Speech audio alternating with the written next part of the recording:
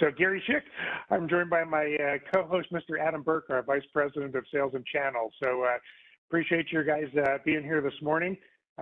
We've got a great agenda for you today. We'll go through a little thank you here real quick, talk a little bit about Quest, kind of what's trending. We have a special guest here, Mr. Mike Dillon, our CIO and CTO, is going to join us to talk about some door openers for security and some great new services that we've had some success with, and then wrap it up. Just a couple of housekeeping items. I see some of you on video. This is an interactive partner forum, so you are welcome to, at your leisure, you can join us by video. Your microphones are opened up. We're not muting everyone. Please feel free to chime in if you have any questions. We do have a session here where we can get to some Q&A credit towards the end here. For those of you that are on the call, we will be sending out a little e-gift card for thanking you for attending here. So appreciate you coming in on that as well. As I mentioned, we did have in the registration process, we'll kind of cover this at the end of the meeting here, but thank you for those of you who did submit some questions, kind of what the challenges you're having, kind of what specific questions you have. We really do appreciate what you guys have coming in for your questions, for your input, really understanding kind of how we can help, and appreciate those. There's another 2 pages of these that I didn't get up here on this one. We'll kind of add those a little bit towards the end, but thank you so much for that. Start off with a big thank you. Continuing to grow. Adam and I started the partner program back in 2009. We've had steady revenue growth through our national TSPs. We're working primarily with 3 big ones. We have other ones as well. We have some large bars there. We have some public sector with a pretty good distribution of where the different market segments are in. But we've got some great opportunity here, and I wanted to thank you to all of you for what you've got going on. We did just get back from the Telarus Partner Summit down in Texas, and we were honored to get the top cloud supplier for managed services for 2022. And that's not so much about bragging about us, but more so to recognize the projects and the people that we're working with in the channel. We got this award because you were kind enough to invite us in for opportunities, allow us to see how we can help your customers and whatnot, and we really appreciate the recognition. And to Brian Perdue, who's on the line here also, Brian's been with us for about a year now. Came to us. He's now heading up our channel relationship with Telarus. Brian was also recognized as the top channel manager for 2022 by Telarus. So thank you, Brian, and thank you for that. We also just got an award from Channel Vision Magazine for the Visionary Spotlight Award for our channel program, as well as our vertical markets deployment. We do have a new business in terms of working with very large construction projects. It's called our technology program management, where we help with some very large projects, and maybe Adam can touch on a little bit later as well. Just start off real quick with our differentiators. For those of you who may not be familiar with Quest, real simple, we're our go-to-market strategy. We're an IT company, and we ask customers how we can help, and we help deliver those outcomes. So since 1982, customers need all sorts of different things from Quest. This is probably the top 3 things that they look at Quest for. Number 1 is our broad portfolio. These are all services that we've come to deliver for customers, and you can go around the pizza wheel there and look at the different solutions. We've got, and when I say we, these are in your portfolio also. So we still sell a ton of products, professional services, disaster recovery, application development. We call these our service pillars. We are vendor agnostic, and where we kind of get pulled in a lot by the TSPs is maybe when you need more than 1 or 2 slices out of the pizza wheel here. Quest can help kind of fill in those gaps and deliver solutions really customized to how the customer wants to consume them versus maybe how another supplier may want to sell them here. So this has been a very successful strategy for us. We call it a building block approach. I think our second thing that we're known for is our global footprint. So we really don't have a thought that you have to come to Quest to deliver services. We can really deliver these at any location, whether that is at a Quest facility, whether it's at a global facility, national, could be behind the customer's firewall. Again, no preference to where the technology lives. And again, dispatching people, nationally and globally is something that we're very good at. and a gap that a lot of suppliers have. So whether it's remote, on-site, or in the cloud, all of those are areas where Quest is very successful. Third thing is probably the flexible consumption model. That little small box there in the lower left really gets back to, again, how customers want to consume the different technologies. The box there in the lower left is your classic VAR model. So, customer would buy something and then they would operate it. There's still a lot of DIY customers. There's a lot of people buying a lot of technology out there, and we supply that. We've been doing that. We do several $100 million a year in products, so it's not all cloud. Definitely have a large portfolio of just about any product you can think of is in your portfolio. Pretty vendor agnostic there. The second and the third box down here, we find ourselves in a lot of opportunities where a customer has purchased something possibly from you or from someone else, but they need help with it. So it's very, very common for us to do managed services or help people do integration or migrations or whatnot. They own the actual assets, but they need help with management or co-management or some other help to move those services along. So that's a huge opportunity for you when you talk to your customers, whether you've sold it or not. They definitely need help. The third box there is it could be owned or operated by the cloud or by Quest. So meaning that, hey, I don't want to buy anything. Can I just borrow your stuff? So Quest is a service provider. We own a super huge technology stack, a lot of things we own and operate. Customer can leverage our technologies. We're not locked into the technologies that we have. We definitely can add and build to the customer's requirement to continue to build our environment. So huge area there. That's kind of the basic building blocks of Quest. And the big value here is probably number 4, is Quest is kind of default on in terms of asking, customers if there's anything else we can help with. So we get involved in whatever the opportunity is. We, have that conversation, win or lose that. We kind of stay in touch. We ask them, hey, is there anything else we can help with? And we help deliver that technology. The key here is that we do have our partners listed as the partner of record at that account. So you don't have to be there for the ongoing sales. If anything else ever bubbles up and develops out of that opportunity, that will come through and get paid to you. We always invite you to stay close to the customers. You can work with our teams. You don't need to be there. Obviously, you're off a lot of times selling new technologies, but we are there to be able to help with that. So huge area. More than 60% of our commissions right now going out to the TSPs are second opportunity. So we get involved with whatever the initial transaction is. And then on the other side of that is where the significant part of our growth is, your growth, and growing that out through the channel and getting that paid to you. It's very big. So those new logos and those new opportunities coming in, we do kind of hang with those, and that's been received very well. The idea is obviously not to compete with you. So if you do have an area that you prefer we didn't talk about, we can we do that on the intake, and we do introductions. You just let us know at whatever customer. If you'd like us to not market to them, that's fine. We can do the on-off switch there. Most people are like, sure, please do, and you get paid for that. So anyway, that's a quick overview of Quest. With that, let me do this. Adam Burke, our VP of Sales and Channels. Adam, let me turn it over to you.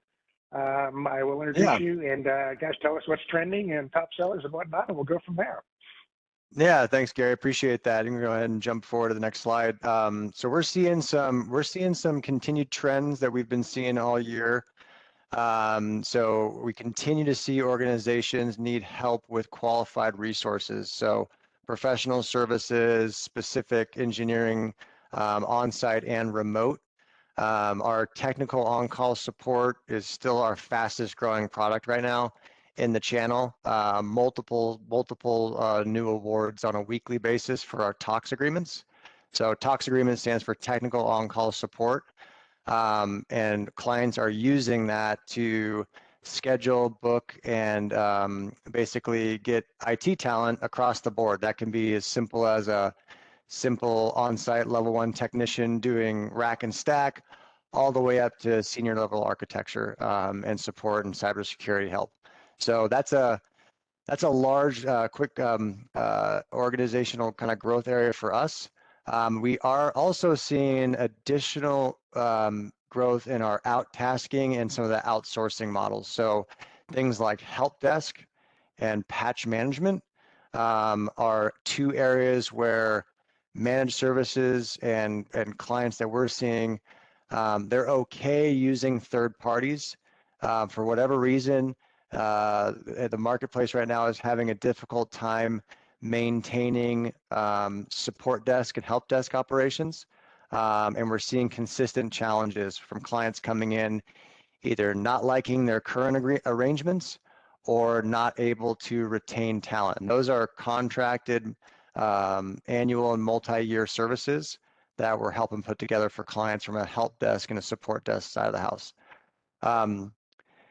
Another area that we're seeing a lot of is there are people out there, Gary mentioned it, who are continuing to buy product and continuing to buy point solutions and transactions. And oftentimes, sometimes we'll be involved in an opportunity with a partner, and we'll be selling endpoint protection as a service or firewall as a service, or maybe we're trying to resell a certain endpoint or SIM or whatever platform, and we might lose that one transaction. This just happened 2 weeks ago. We lost this. We lost an account about 6 months prior, and that organization lost a couple of their people that were going to manage that platform. And so what we always want to make sure we're talking about with our customers and with your whole team and everybody on this call is, even though we might lose an initial product transaction, there's ongoing support opportunities and staying in touch with that end user to help them in the event they need help managing, supporting, or operating that platform going forward. So it could be firewalls, could be wireless deployments, could be basic network management. A lot of opportunities out there for 6 months down the road after that acquisition's been made. Stay in touch. Those things do transition pretty well.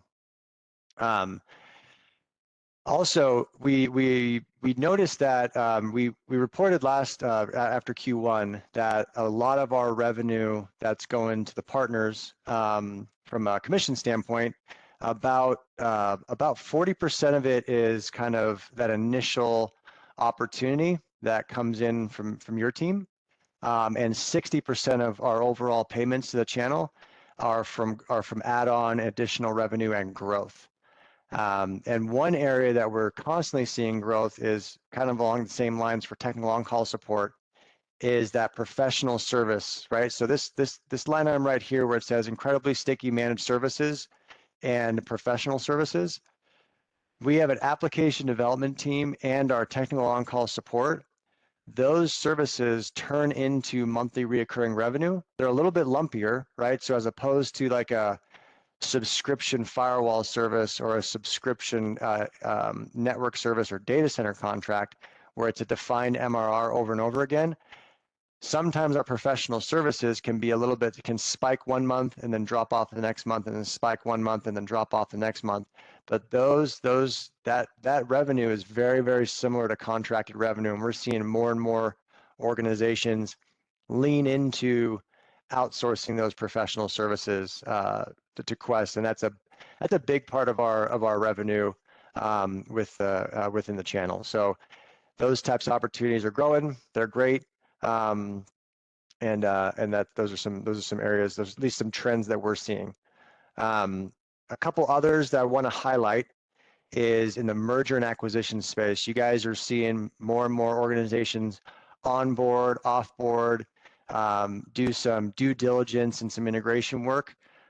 We run an assessment that acts as due diligence for firms that are bringing on new organizations.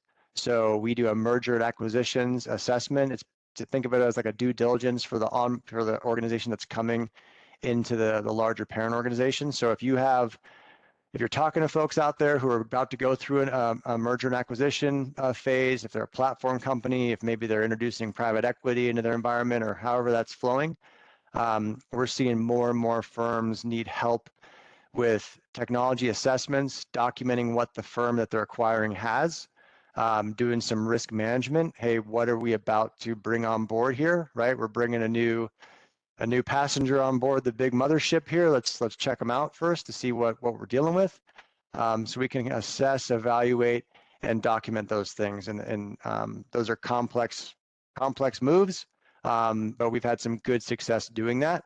And it always leads to ongoing support, right? It always leads to, hey, thanks for helping me assess that environment. Can you help me integrate? Thanks for helping me assess that. Can you help me secure? So we can bolt on additional, usually will turn into monthly reoccurring revenue. The last one is our cybersecurity environment continues to grow. The partner community and our channel has been amazing in referring us into help organizations from an incident response standpoint. And sometimes when we talk about incident response, people will think it only has to do with ransomware or malware or some type of cybersecurity incident. Quest comes from a disaster recovery background. We own and operate data centers. We help with replication. We help with applications. We help people get from point A to point B and recover from disasters. Cybersecurity is one disaster, but you guys, as partners of Quest, you have access to our incident response team. You have access to open up an inquiry and launch our IR team very, very quickly. If you ever have a challenge, it doesn't just have to be in the cybersecurity space. It can be some type of disaster. We had one partner last week call in on a Friday afternoon. They needed an assessment done at a new warehouse acquisition where they lost all their wireless infrastructure. So it was a 250,000 square foot wireless environment. Had nothing to do with cybersecurity. There were no bad actors involved, just something went wrong and took this plant down, and they needed someone dispatched on site to assess and remediate very, very quickly. So we went through a similar incident response. So if you ever need help quickly, or there's an emergency situation for a customer of yours, we love to engage that way. So that's just always know ir@questsys.com is a great option to help and get involved quickly if your clients need help. And that can be, like I said, anywhere from a layer 1 issue like a fiber cut to, the site went down to, all the way through the advanced threats that we always, talk about from a malware and a breach standpoint. So. I have a question for that, Adam. Yeah. You left this open, right? So yeah. How do we charge on that? You already showed me, you talked about how we engage, right? I just actually have to email at ir@quest.com. Yeah. Is there a phone number involved with that as well? Or that's the only way? So ir@questsys.com, there's a red button on our website. If you click on it, it'll give you the 800 number to call into as well. So if they want to, if they lost control of their email and they can't email, it's always good. They can pick up the phone and call, and it's always good to give us like an offline number, a way to someone who to contact in the event that they need help. Okay. So, yeah. And then the next thing, how do we charge for that? How do we get, I mean, obviously we're in this to make money. So, yeah. Sorry. No, good question. Good question.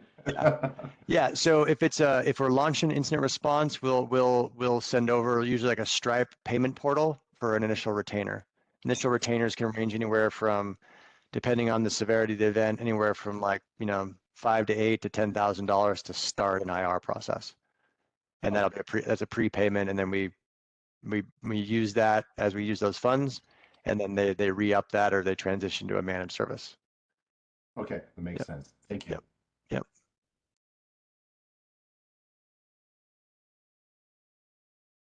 So starting the conversation, there's a lot of ways to start. These are workshops and assessments we do. So we can do tactical tabletop workshops. If they're not quite ready to have like a full workshop, we love just to have conversations. So just a quick conversation call around cybersecurity, or around their risk management practice, or around what they're doing right now from business continuity standpoint. Sometimes it can be as simple as a conversation around, hey, have you guys looked at your Microsoft security environment recently? Or we just sent out a note that we're getting really good feedback on. We're going to send it out to all the Quest partners around, there's some end of life, there's some operating systems that are going end of life. I think it's 2012 R2. server OSs that are going end of life, end of support, which means no more patches, no more security, no more updates. You're on your own.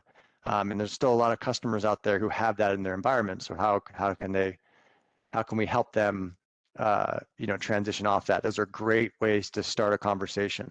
And then these are all of our workshops and our assessments that can help with that as well. So kind of like Rob was just talking about, hey, how do we make money here? How do we grow revenue?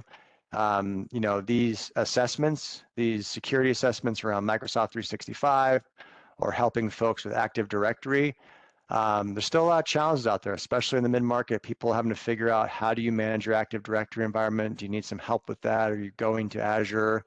Are you going hybrid? How do you plan on doing that? Just have that conversation or bring us in to have that conversation.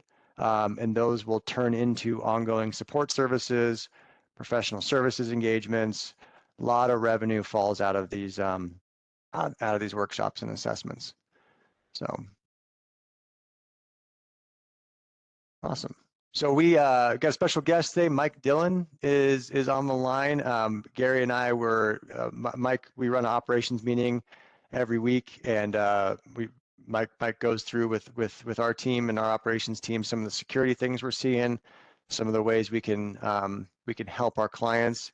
And Gary and I thought it'd be great to have Mike come on board and chat with our partners around what he's seeing in the cybersecurity space, different ways to engage and kind of have those candid conversations with our customers. So welcome to the Partner Forum, Mike. Thanks for hopping on.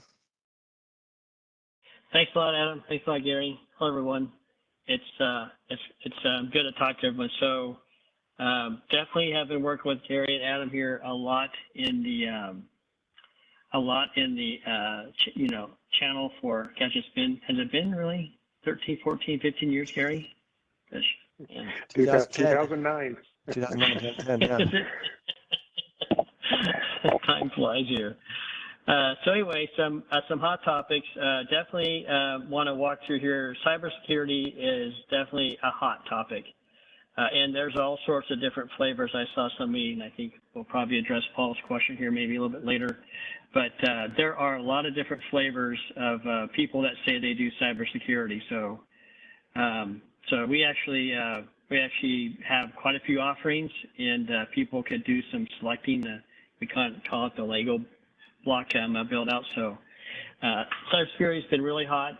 One of the things here too, Adam talked about the IR. So just the range that we have to do, like we've had to dispatch people to 25 locations, 50 locations within 24 to 48 hours to sneaker net things to tell you how bad things are at times. So when we think about IR, it could be as bad as the whole company's been compromised. They've had threat actors in there. They've been encrypted. They've got the ransomware notice. They got all those bad things happening, and they're literally down. So it could be something as drastic as like that. It could also just be what we see a lot of times too, are people saying, hey, that's a weird message. Why did I see data leave? Or why did I see this email kind of go weird? Or why can't I log in? Or why are things being reset? Or those type of things. So those are instant responses too, just not as drastic. So when you do get into these conversations about IR, it does not always have to be, hey, I've got everything down. I've got the full ransomware notice and everything is down, literally down. The whole company's down. To just, hey, this is kind of a strange situation. It's kind of suspicious. Things are taking place. I don't know why. So those are emails that you get sent to us too. So all sorts of conversations and all sorts of issues that we get into, and a lot of the cybersecurity stuff opens up with just small little things, just little tiny things here as we kind of go through some of the constant changes here in the next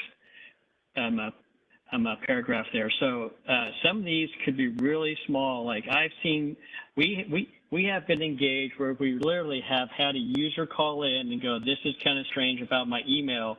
We get in within 20 minutes ahead of like the threat actors before they've done something. And it all sort of starts from something small. So when you are talking to people about cybersecurity, I know there could be the whole thought of, hey, how do I outsource all of my cybersecurity how do I have to, buy this product or buy this service? And then there's just some small ones going, hey, if you see something suspicious, you could get a hold of Quest 2. We have tools. We have our experts that are up on the calls within the customer within about 20 to 30 minutes. So we really do take that cyber IR thing seriously, because we know it could just be the small thing that matters here, and a big thing is about ready to happen. So those are always good. We also do a lot of the cybersecurity checkups. So this has been a really good program here where, again, keeping the world simple here. I think each one of these checkups is only $750. And I think if you do all of them, there's some sort of a deal there that Gary and Adam can talk to you guys about. But they are really simple. We do full assessments like you saw back on the other slide. But we also just get into, a lot of times, a full security posture assessment just doesn't get into basic things like, hey, let's look at the configuration of your firewall. Let's see how you're doing with your patching. Let's go into your email system and see how we can optimize some of your email security. These things are changing every single month. There's some sort of a new thing that these vendors are coming in, a new threat, and it's literally to go into the detail level there and just see how things are set up. So that's been a great thing to help people is, their environments change. Maybe they haven't looked at the configuration in the past 2 or 3 years, and somebody just needs to get in and look at it besides talk about it. Cyber Defense Suite 2, that's been a hot topic here with us. As far as getting into our suite, a lot of times people will get a little confused with this product, or this suite. So we don't have to sell them all of the software. So if they've got all of their security software, they just need somebody to help manage what's going on there. We could do that, and that's the beginning of our cybersecurity suite. So maybe they've got somebody else in there or some other tool in there. They just went out and bought something. Classic thing, they go out and spend a couple $100,000 on buying some sort of security product, and they find out later, boy, this is going to take a little while here to manage. So we could come in, encapsulate what they have around our cyber defense suite, and that's some of our beginning parts. Can we provide the software included in that cybersecurity suite? Yes, but our beginning stage of that is we could also assume that they've already purchased all of it. Adam talked a little bit about the conversations, so we do have a lot of security conversations. These are usually about 30-minute conversations about some sort of a topic. It kind of goes from there. We go into workshops, we could go into assessments, or we could just go into a talk like Adam talked about. It's pretty common that we get up on these conversations. They want to talk about, say, their backups. We all of a sudden, they go, oh, yeah, this isn't good, so on and so forth.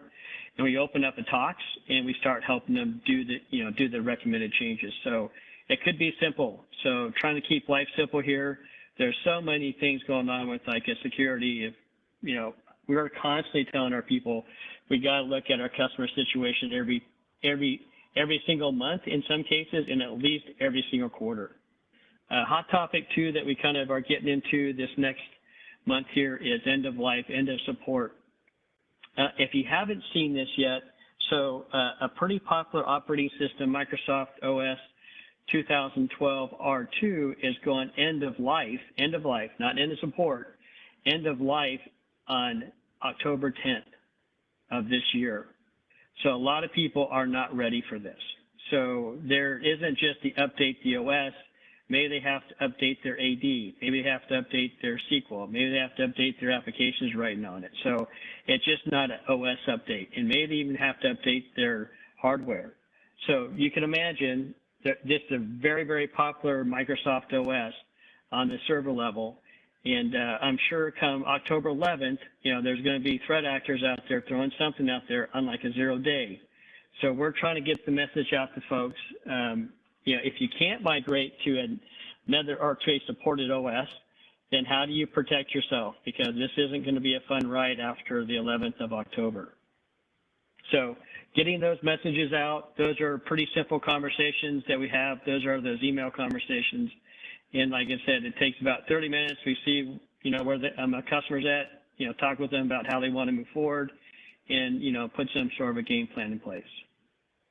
Another hot topic seems really simple here. It's called around password resets. this has really been a big deal with social engineering. So if you're paying attention to any of the security stuff, social engineering has been a huge challenge, huge challenge. And the simple thought, especially with our customers too, because we have it with our help desk folks, is that somebody calls in, they want their password reset. So they're calling in. Now, we don't know who they are by the voice or, by their kids or having conversation with them, and neither do a lot of other IT people. So what they will try to do is they'll try to convince you to reset somebody's, user ID password. And God forbid if they don't have MFA, then they're in. If they have MFA, they'll also try to trick you into resetting their like MFA. So this is really common. It's social engineering. These guys are really good at it. You may have even experienced, some of the stuff on your own about people calling in the help desk and saying, hey, I need to get my password reset. We probably combat this 5 to 10 times a month where we really have some, and they'll come in waves. If they're after a company, maybe they got some, list of a customer's emails or something like that, they'll come after them. So we are really out there talking a lot about how do you go through a process to reset somebody's password. It's not always easy. So our basic overthought is that if you want a password reset, we have a predefined cell phone number for you. We'll hang up the call and we'll call you back on that cell phone number. And then we'll reset your password. If you don't have that, then you got to get a hold of your manager, and your manager will call us in, and we got to have a predefined number with them. That sounds real simple, but a lot of people have a hard time having a central location with people's cell phone numbers. And we just don't take a cell phone just off of a phone call, right? That's what the threat actors do. We don't also, somebody gets on the call, they start screaming, they tell us how important the world is, the world's going to crash if you don't change it. We don't change it either, because that's exactly what the threat actors do. So working with customers right now to walk through and to work with them, not just on the process, but on the back-end systems that needed to have in place to make sure that they could tactfully reset a password. We're also working with customers that try to go passwordless, but that's not just going to happen overnight either. So password reset's one of those big things. Right, and then I'll go here a little bit, Gary. How much time do I have, Gary? Sit here and go through this for how much? Yeah, let's go. I'm sorry. 10 minutes? Yeah. Okay, good. So this is an interesting one here with reputation monitoring. So this started, you probably saw this on the, marked with like BitSight and some of those folks. Probably we started to do this, I want to say like 3 years ago or so. This is really important. This has gotten to be a lot more intelligent too, and a lot better, a lot more, a lot less false positives. So this is how a company looks on the internet. A lot of people don't know this. This is not a vulnerability scan. This isn't just going to go out and try to do a port scan on some of these, internet connections. This is gathering what the internet sees, what the internet sees from your environment, and then they report on it. And this is the same information that threat actors have. This is also the information that a lot of insurance companies have. So this stuff is becoming more and more available and more critical that people watch it, because your rating, especially when you go to get your cybersecurity insurance, could be really, really high. And if you're going to go in there with some sort of story and you don't have this visibility, you may look kind of foolish there. So anyway, there's this reputation thought. If you go to the next slide, please. So what do you do with it? What does it come out with? So the tools have come out to be really good tools. I mean, this is a big improvement over the past 3 years. This breaks it down to they can kind of look at their grade, not just how did I do on my security, vulnerability scan, but they start getting more intelligence about some of their information. How are things classified as like safeguard, privacy, resilience, reputation?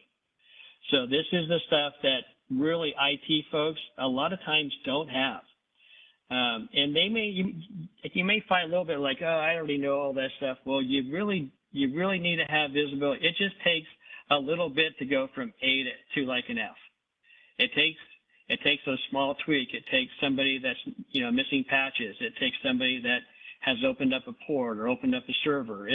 All these things kind of like come into place. Plus, it starts looking at your web ranking, which a lot of people don't look at the security of their like website. It starts looking at your branding. It starts to look at that whole branding piece. A tricky little thing with that is around the idea that says, hey, I'm going to change an I to an L on somebody's domain, or I'm going to put a 1 instead of an L. And that's what it looks for. It looks for those domains that are pretty close to what yours is and say, hey, listen, this is how many attacks are coming in. So you let your folks know going, hey, be aware, here is a domain that's like ours, and we have people sending things to our customers. We have people sending things to our internal people, and you could be fooled. So reputation monitoring, reputation report, we're doing this monthly with folks. It's no longer just monitoring either. We're actually taking action. So these tools have become more active. So now the nice thing is that when we see a change here, it all of a sudden pops up an alert, and we could get on it as soon as we can. So it turns into from a report every single month to, hey, I got this alert. This is a critical change. It took them from an A to an F. We need to make this a high severity and give it to the customer as soon as possible.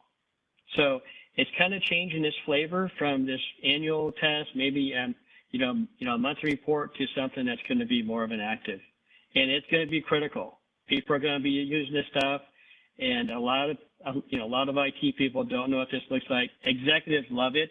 You can also compare it to other partners, other like competitors. How am I doing within the industry? It also breaks out to some regulatory, like requirements. You could also start getting out. There's this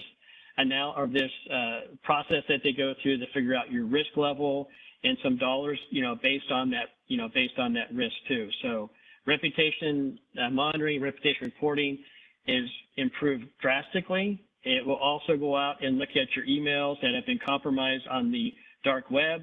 What is the list of those who has been compromised?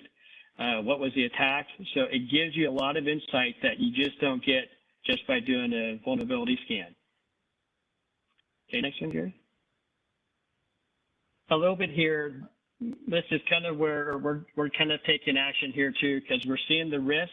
We're seeing the threats coming in, a lot more intelligent threats, and then we turn it into some sort of operational thing. That's when you get into your incident response policy. That's when you get into opening up tickets, opening up incidences, getting somebody to help them stop it, block it, patch it, whatever the case is. So we do see all of these working here together. Incident response is a big deal. Again, like I said earlier, it's not just about everyone's got a ransomware attack. It's about these signs coming in so you don't get ransomware. And how do I start looking at that, managing them, looking at the intelligence, like that reputation report, and then how do I execute to start blocking, patching something? So this has been an awesome approach for customers. Again, that reputation piece has been huge for folks. You could go on the next one, Gary. So we have it in a couple different service flavors, service level, like options here. So you could get the report only. That's where you receive like a monthly report. You get a report plus maybe your competitors, partners, up to 3. You could go up past like 3, but 3 is usually what I like see on it. So if you have yourself and plus you want to look at a partner plus like a competitor, you can put that in every month. You'll see how they're doing. So if you've got some sort of a supply partner and you want to make sure that they're keeping up on their security, or critical customer, you want to keep an eye on that. You can have their information also.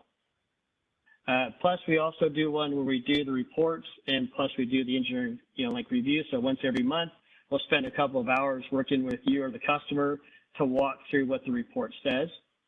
And there's also, you can get the report plus the alert response, and that's what I was talking to you earlier about, how the alert comes in and then we take action against it. Price range on this is pretty reasonable, anywhere from $475 to $975 per month. And you can always contact, Gary and Adam here and the team here as far as getting engaged here. But this has been a great service. It is very active, and it's always surprising to see how people do on their like reputation report. So good. And then next one, Gary. All right. Thank you, and thanks for your time. I'm going to stick around here for any questions too, so let us know if you have any questions. Thank you.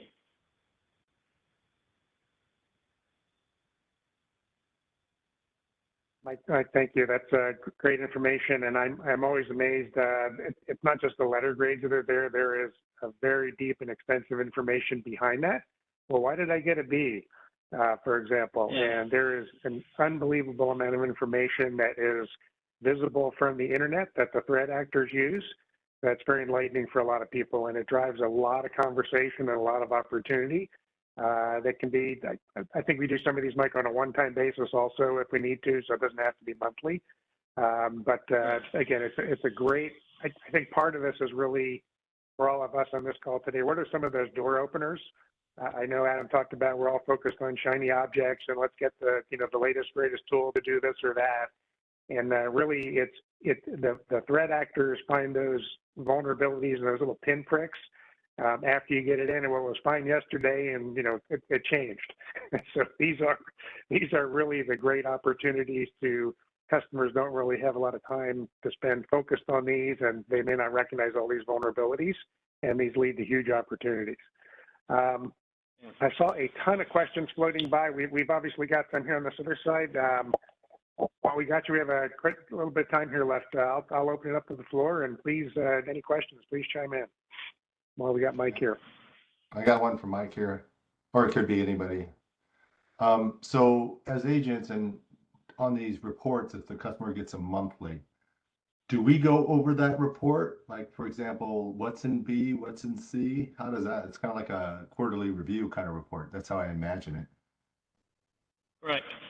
Right. That's usually the best way, is that you spend time with the customer. So we'll go through it too, especially if it's tied to any of our other security services, right? And we'll raise some huge flags.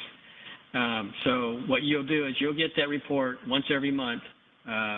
We'll send it out to you and the customer, or just to the customer, whatever the case is. But we usually do like to set up a call to go through it. That's usually the ideal world, because like Gary said, there's a lot of information there. It kind of rises to the cream to make it simple, like the A, B, C, D, F type of a deal. And then you sort of pick some of those numbers. It's got trends. It's got quite a few things that, that they could be working on. And it's just not IT security. It could be, maybe some of their, web development. It could be maybe some of their policies, some of their regulatory things. It could be tied into, workstation patching, because that's where that stuff comes from. So this thing gives you a great visibility to what they're doing from the outside. And again, this is what the threat actors and what your partners and what cyber insurance companies, see. So it helps you be proactive there too. And Mike, in the lower right here, this is your compliance. So I think the top one there is, hey, how am I doing against the PCI standard? How am I doing against the NIST standards? How am I doing against these different compliance standards? That again, will really help for those customers going through that due diligence, either internally, they want to know that about their customers know the one about that about them. Again, this is not vulnerability or security posture assessment. This is outside world stuff, and this is what it looks like. So great service and conversation opportunity. And I've seen where executives to IT teams like it. So sometimes you don't always get that. But this really has done very well to, bring in all of those groups, to they can have a report that but they all sort of like appreciate versus just one or the other. Makes sense. I guess you also answered, like, why does a customer would want to do this? Cybersecurity insurance is one.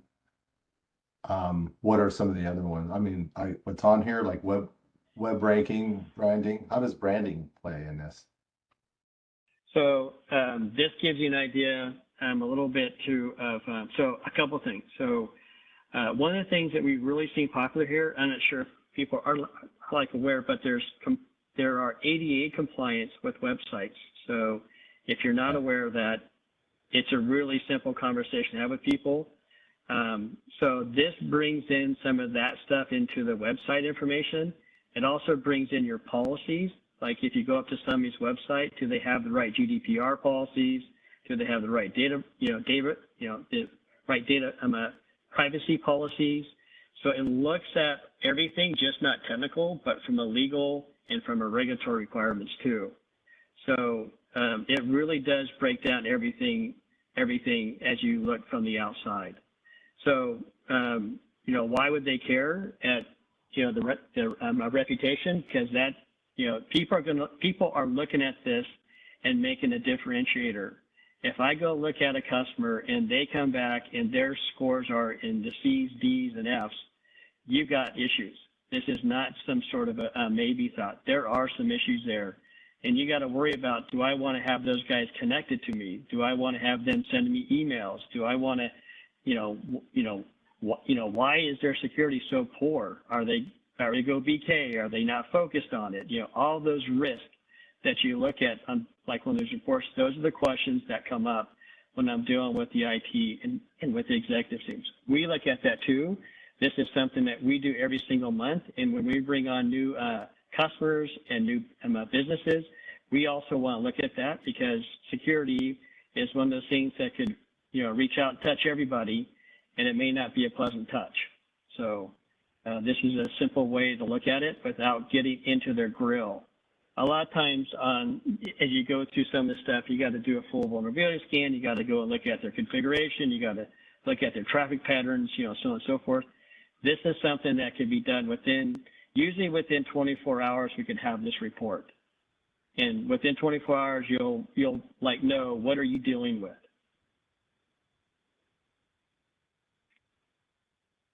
And Mike, again, this is, I think the key here, this is a snapshot in time, and things change all the time that people are not tracking. These are, as an incident responder, these are the areas that the bad guys find. We do this through the checkups and through services like this. These are the big risk factors that people have. And again, we're all focused on kind of the new thing, and let's get this tool. Operating and maintaining someone's environment is a very complex and large task. And this gives you the visibility to do that and opens a ton. People are always looking, how do I start the cybersecurity conversation? This is one of the ways to do that. It's on the operational aspects of it, not just buying the latest tool. These are huge opportunities to get visibility and conversation started. Gary, did you mention what tool or software you're actually Quest is using under the hood to do this scan and create this report?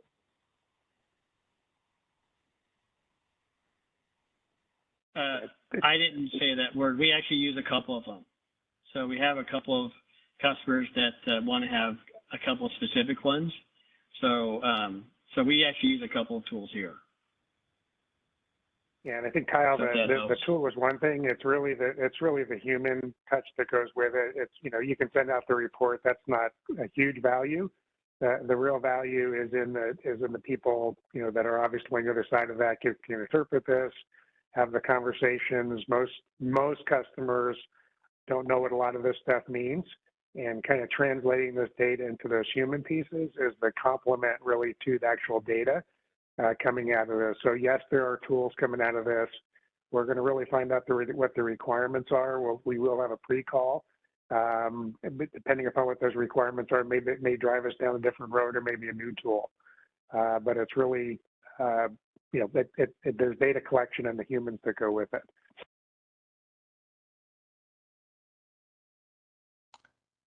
I have a question, but it's not related to this tool.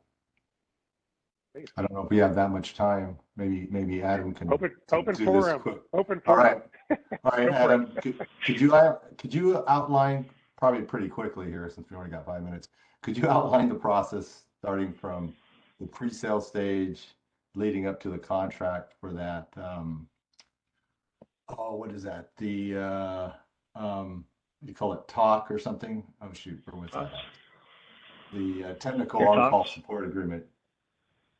Like what does it take to get a technical on-call support agreement set up with a customer?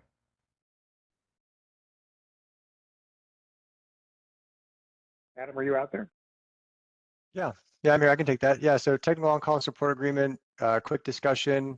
We kind of understand the funding level that they'd like to put in the TOCs agreement, and it's about a 2-page agreement where it describes the remote, the on-site, and the emergency rates. We sign that agreement, they fund it, and then they have a service manager and an onboarding session. So usually like time period of execution to being able to open up a ticket is as fast as we can onboard them and get them a service manager, and then they can open up a ticket and request support. Okay, so it's kind of like a bucket of minutes that you get for all this, and then they have a number to call in. Yeah, Okay. a number to call in and an email and a assigned service manager, but they can open up a request 24/7. Okay. Yep. Anybody else? I don't want. Oh, there is. Someone's got a question. Got a hand there. Hey guys, this is Mark Friedler here. I have a quick question in terms of kind of simple thing for smaller organizations like managing their office environment. I have a client now that's a financial firm that the admin is in charge of Microsoft Office, and I kind of don't feel great about that. I was wondering, do you guys have a program to take over management of that and maybe provide some kind of security stuff on top of that?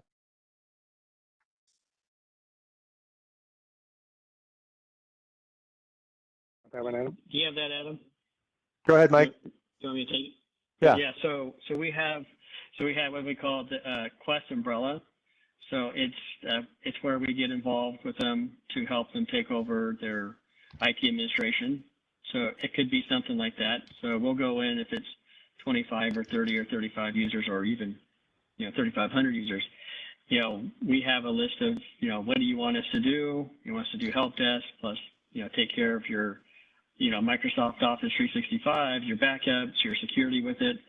So we'll list that out and we'll put it underneath that Quest umbrella, contract. So that process is pretty simple. We probably take it's usually about 2 or 3 calls.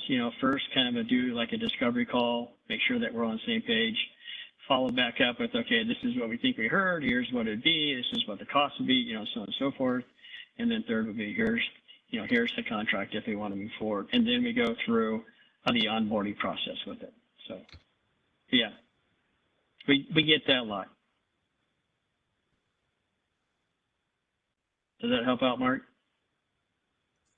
Yeah, I mean, from the most simple, just kind of running an office environment to a more sophisticated, just won't hold you to it, but more or less, what's the range per user per month of those services? I'm not sure if I'm allowed to speak on my numbers, but I'll let Gary and Adam take that one. Usually, if we're doing support, like the umbrella model is an as-is support model, so it's not coming in and replacing or ripping out what they have and putting the latest and greatest, but it's keeping the system that they have in place today, moving down the track. That's in the $50 to $60 per user range. That includes help desk and monitoring what they have deployed, and onboarding them from an infrastructure support standpoint. And then if they want to add like additional features like endpoint protection, monitoring, alerting, firewall management, things like that, there's some incremental charges that bolt onto that. But base case for just get them under the umbrella, about $50 to $60 a user per month.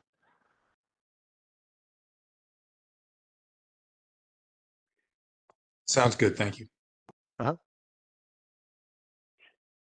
Yeah, hey guys, just looking at the questions here on the screen, a lot of these are around how do we get meetings and, customers have stuff.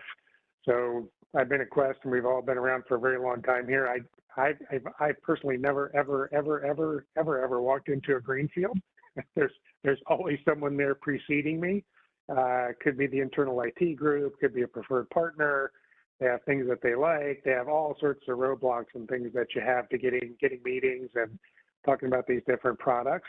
Again, this part of this call today is really where if we had success in opening those doors, and I think we touched on some of those with just the conversations, little cybersecurity checkups, little cyber defense suite, the reputation review. These are very low cost, low barrier to entry, even qualifiers. If someone is not one interested in, just doing these little things like that, may not be a prospect.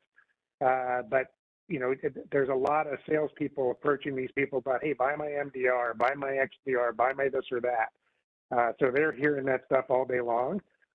These operational opportunities are really where we're seeing a lot of, like I said, as a incident response first responder and people, the long-term customers that we have, the challenges that they're faced with are really on, getting what they have working, migrating it over. There's a lot of services opportunities that come on the follow-on to that would be the managed services a lot of times instead of starting with the managed service. So you get them to build their credibility and whatnot. So happy to, have more of these conversations one-on-one. Please feel free to follow up with us for sure on those. And I'll just, maybe we're kind of getting the top of the hour here, just out of time. Yeah, so just resources. I think Adam mentioned earlier, we do have a partner portal. There's no password there, but there's a lot of great content up there that we cannot get up to the TSB portals. Once you're in the Pathfinder, the Telarus, or the Intelisys back office, they don't want you to leave. So I can't always post a lot of the content up there. So please know we have a portal here with some complimentary content to what's up on the TSB portals. Great conversations with us around the capability overviews, we call them, but they're really that either with you as the partner or with your customers. It doesn't have to be an opportunity. It can be, hi, nice to meet you. We have the supplier. They're called Quest, and we'd love to have a little meet and greet and tell you a little about it. These are very, very successful sessions for us. We would be happy to, entertain any of those with you or your customers. Great opportunities. The registration process is a big deal for us. That'll get into our system. We are trained not to help until it gets into our system. It's how we do intake and kind of push things around internally and make sure we don't lose them. And we kind of do our follow-up and whatnot out here. It gets you listed as the partner of record at the accounts, and really want to encourage you to be able to do those. So we have those sessions. Adam talked a little bit about headquarters. We'd always like to invite you or your customers out. We do have our facility and our building and our services show really great. We'd be happy to host you out in California. We've got our general email box there, and our support team here is on the call. So with Gary, that, I see we're right at the top of the. Can I chime in real quick and just let everyone know before we end our call today? We are in the process of building out a boot camp webinar series. There'll be 6 in the series, and it's basically going to be like, how do you sell different products? And I know one of the sessions that we're going to have is on assessment. So everyone keep your eyes open. We'll get communication out to you. The first one, I believe, falls on September 27th. And then they'll go through the end of the year. So I just want to let everyone know that's coming up. We're putting that together now. So we'll get communication out as soon as we get things assembled a little bit more. Thank you, Darcy. Fantastic. Okay. All right. Well, for those of you still with us, thank you so very, very much. I hope everyone's had a great August and heading into the fall here. So, Mike, thank you for joining. Adam, and for co-hosting, and wish everyone an awesome day. Thank you so much, everyone. Thanks everybody. Everyone.